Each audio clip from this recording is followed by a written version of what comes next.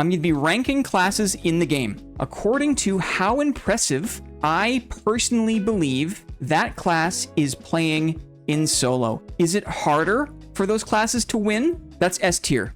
Or is it easier for that class to win? Then it's D tier, right? We go right down to the bottom. Where are we going next? We haven't talked about a rogue yet, have we?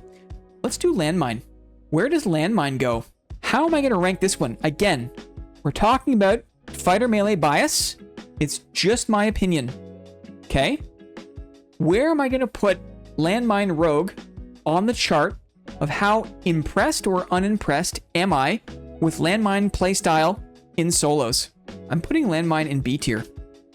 This is a hot take. This might be the hottest take of the day.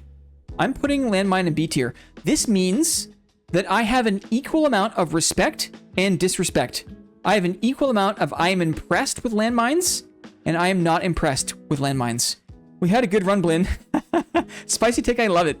Most annoying class to fight against as a fighter. Is it? Is it? I disagree. I'm putting Landmine in the B tier.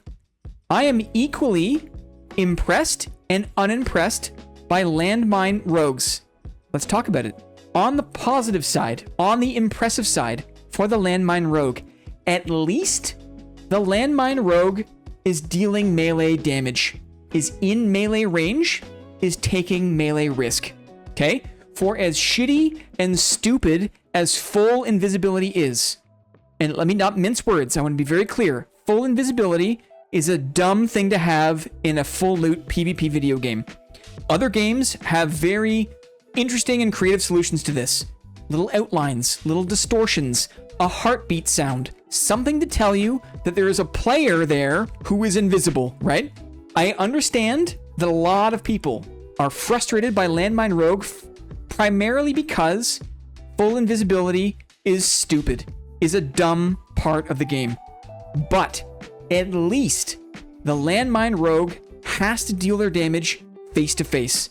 As a melee fighter, I respect classes that deal damage face to face.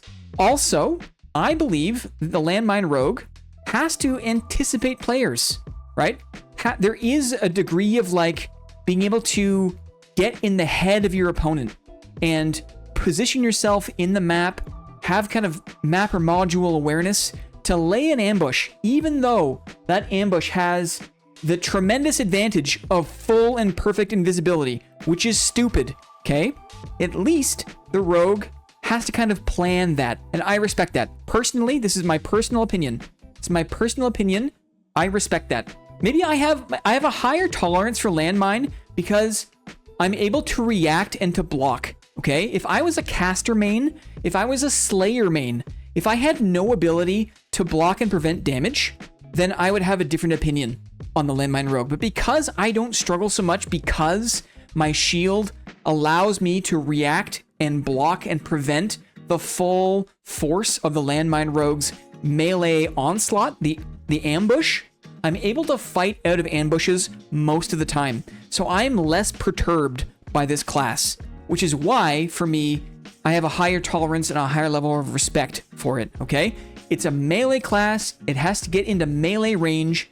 The players that play Landmine have to anticipate their opponents, and they have to work with a lower HP pool, generally speaking.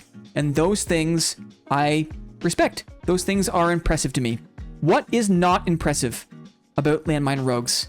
Well, full invisibility, as we mentioned, sucks, right? Full invisibility is stupid. Full invisibility is a crutch. Other games have better solutions for this, and I'm surprised that all this time Iron Mace has been impervious to the feedback on how to improve this aspect of the Landmine Rogue gameplay. What else is not impressive?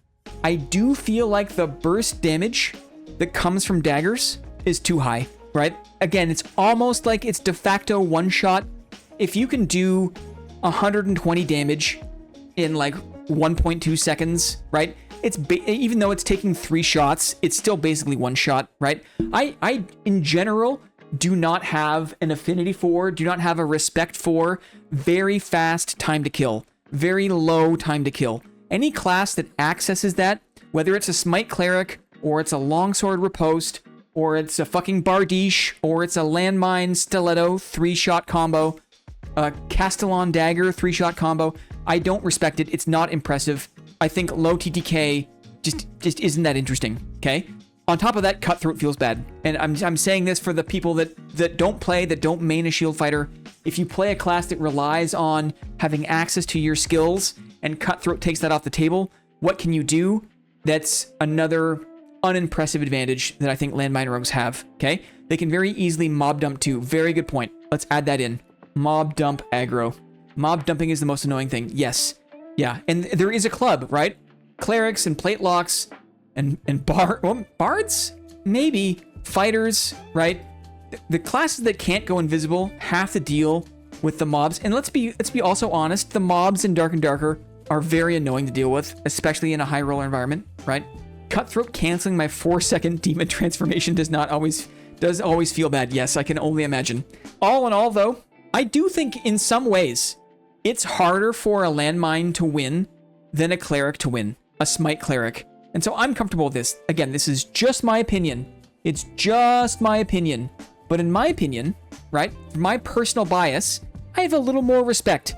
I'm a little more impressed with people who can play a landmine than people who can play a kind of like divine version of Club Barbarian, right? Smite Cleric.